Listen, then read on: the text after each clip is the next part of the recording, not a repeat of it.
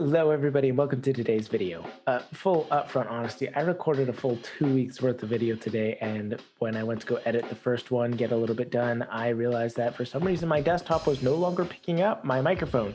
So I had no audio for any of the 2 hours worth of content that I recorded. So I am back doing this again. My throat's a little bit raw, but I really wanted to be able to at least get 1 week's worth of videos up. So I'm recording again. I apologize if my voice is sounding a little bit rough there, but I'm going to do my best to go ahead and get through this again. Anyways, today's video, we're going to be talking about how to play a powerhouse in D&D 5th edition and tabletop RPGs. Now, playing a powerhouse is a little bit of a difficult thing because basically the entire concept around it is that you are the most capable fighter in the group, which means you do have to power build a little bit to do this. And power building has a very negative connotation in roleplay games. So I'm going to run a little bit through how to do this, how to roleplay, what mechanics there are, and at the end, we'll actually talk specifically about how to be able to do this without actually causing issues at your table, and in fact reward all the rest of the party as you play this powerhouse and not take away the spotlight from it. So stick around to the end of the video if you want to see that and how to roleplay one effectively and properly. But we'll go ahead and jump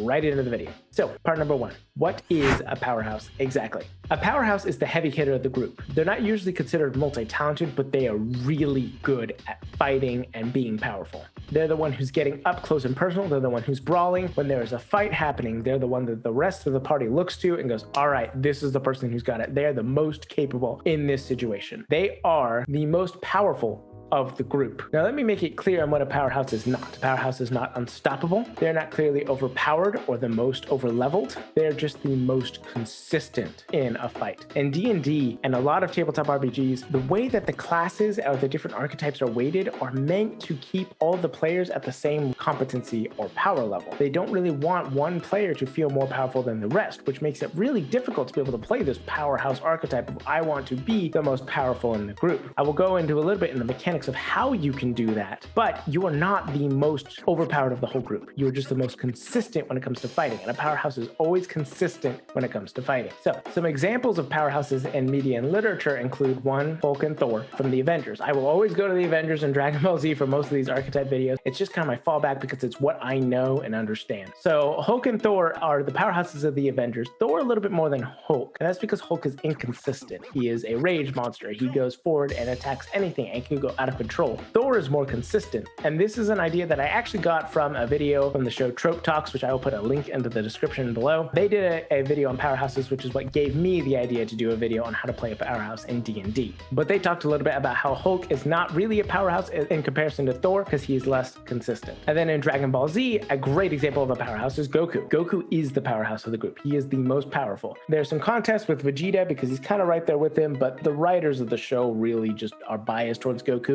and so Goku will always be the most powerful, but he's not the most competent, because when you look at it, there are a lot of times where people get the upper hand on him because he is naive, he is playful, he is not always in the mindset of a battle in the way that he should be. So he is definitely the most powerful, but not necessarily the most competent, but he is always consistent in his power level. And then one kind of out of left field is Harry Potter, actually. In the traditional group, Hermione, Harry, and Ron, they all have their different archetypes which they fit into. Hermione is the utility caster. She's very smart. She knows a wide array of spells. Ron is the more creative of them. He uses his spells in odd ways and has a lot of heart in what he does. Harry doesn't have that from either of them, but what he does have is more powerful spells. He tends to stand above them, especially when using his Patronus in later books and movies. And so that is because he is the powerhouse. He is the most consistent and powerful of spells, but he does not have the creativity nor the versatility that these other 2 friends have. So now knowing what a powerhouse is, how do you play one in a tabletop RPG, specifically D&D 5e? Well, 1, D&D is a combat-centric game. There are 3 pillars to D&D.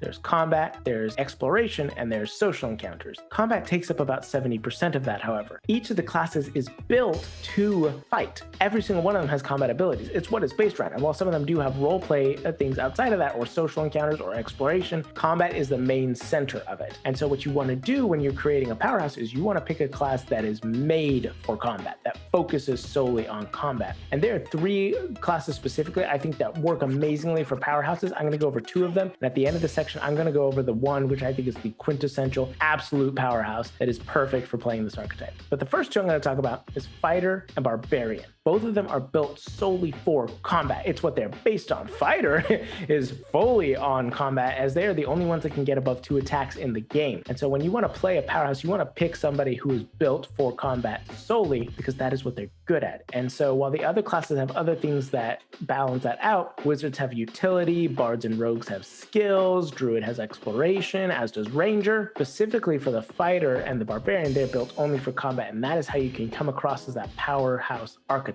And don't forget, powerhouses are consistent, which means there are a few classes that don't really work towards this. The first one I think of is wizard. Wizard can do a ton of damage, especially with fireball. They can outdamage anybody in the game, but they're not consistent with what they do. They have the lowest hit dice in the game, which means they can be knocked out very easily. And even though the fireball is very powerful, they only have a certain amount of spell slots, so they cannot be consistent with that damage. Fighters and barbarians will never run out of the ability to swing their sword or shoot their weapons, right? They may eventually die, but they have some of the highest hit dice in the game. Barbarian having the highest hit dice in the game. Their HP is going to last, so they can be consistent in that powerhouse aesthetic and continue to fight, where a wizard may eventually drop off, and a lot of the other classes do have that issue. Another one is rogue. Rogue can deal a ton of damage, but they can't do it consistently. Sneak attack is built to be able to be used every single turn, but it has stipulations. And in fact, a rogue can't really get their sneak attack in without a powerhouse there to engage the enemy so that they can get those sneak attacks. So a lot of the times other classes rely on there being a powerhouse in the group. So I would not say rogue, because it's too inconsistent on getting that sneak attack, and you can't be as consistent as you want to be. As well, their hit dice is not as high as the other archetypes. Now, that being said, going back to spellcasters, there are some spellcasters which actually do lean a little bit into the powerhouse archetype. The one specifically I'm thinking of is druid and sorcerer. Druids have wild shape, which makes them inherently a little bit more tanky. And not only that, they have a decent hit dice and they have concentration spells, which means they can be fairly consistent in what they're doing, because they can cast a powerful spell and hold concentration on it, have a lot of constitution to increase their health and their concentration saves, and they don't have to use a lot of spell slots because they've used one and they're done. They're concentrating on that spell and they're focusing on the rest of what they're doing. So druids can actually be an amazing powerhouse. As for sorcerers, they have sorcery points which they can convert into spell slots to continue casting. Now that one's a little bit less consistent because they also have the lowest hit dice in the game, but I think there are some ways you could circumvent it, and sorcerer can be a powerhouse if you really want them to, but there are definitely other classes that make it easier for you. And that leads me into what I hinted at the first part of this section, which is what I think to be the quintessential class to play a powerhouse, and that's paladin. I think it's really difficult to get past the fact that the paladin is amazing and probably built by the designers to be the powerhouse archetype. Because here's the deal. They have smites, and smites hit like a truck, and even when they run out of smites, they are still a martial class. They can still swing just as many times as the fighter until higher levels. They can still hold their own alongside a fighter and a barbarian because they have armor, they have shields, they have an aura which protects their friends, and they have an ability that can heal themselves and remove spell effects from them. I think paladins are the quintessential and best way to play a powerhouse you ever could. This is a little bit biased. Paladin is my favorite class, even though it used to be my least favorite class, but I think the paladin is amazing for being a powerhouse and is even a little overtuned. But yeah, I think that's the best and easiest way to create a powerhouse. You can easily do so in other areas, but that's definitely the easiest way you can go. So with all that out of the way, let's move into our third point. How do you roleplay as a powerhouse effectively? As I was stating at the beginning of the video, and as I promised, I'm going to talk about how to play a powerhouse without being problematic at your table. And it can be very easy to be problematic because you are inherently power building, and you do not want to make the rest of the people at the table feel weaker than you. That's not fun. We all want to experience this, and we don't want to feel outshined like somebody can do something better than us. And so there are a few things that you can do. The first thing that you want to do is know your strengths. You know what you're good at. You're good at combat. You've built for it. You want it to be the powerhouse. And you're good at remaining consistent in a fight. While other people may outshine you a little bit in a fight, and you may want to play a powerhouse and watch somebody else outdamage you and go, whoa,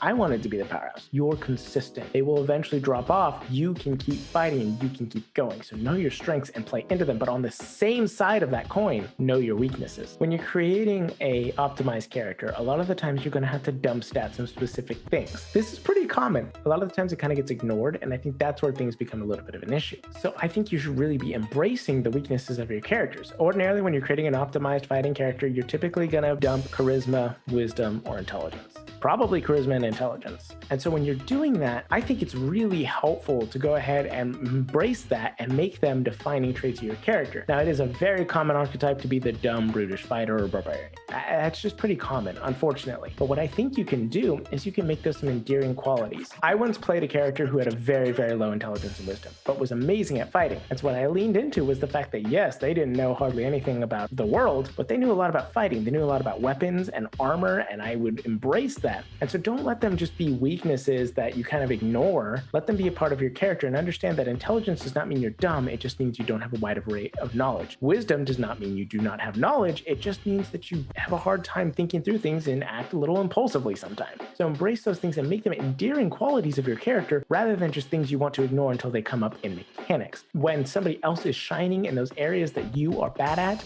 embrace that and let them have the spotlight, because when combat comes, you're going to enjoy that. And on that same note, if somebody is shining in an area that you are bad at, enjoy and embrace that, and see if you can add a little bit by being a little dumb or trying to learn from them to be able to improve in those areas. I guarantee you that they'll probably enjoy that. And then the last part, and this is really the golden ticket of how to play a powerhouse respectfully, responsibly, and be able to help the rest table enjoy the game while playing a powerhouse, is you want to go ahead and use your abilities as a powerhouse to let the other players breathe and be creative. Think about it. You're the powerhouse. It is your job to lock down, fight the most dangerous and deadly monsters, but not to be the only one doing it. It is not your job to just be the only one sitting there fighting everybody while everybody else watches.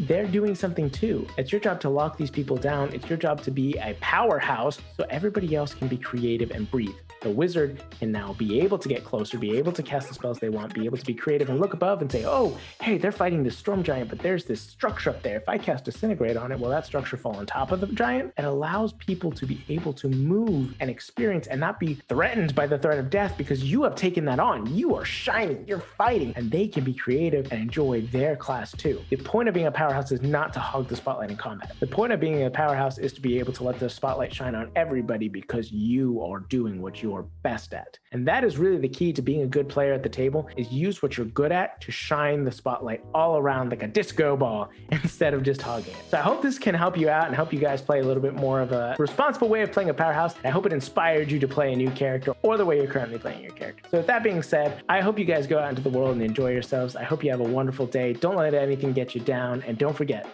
to play your role. Take care. Have a wonderful day.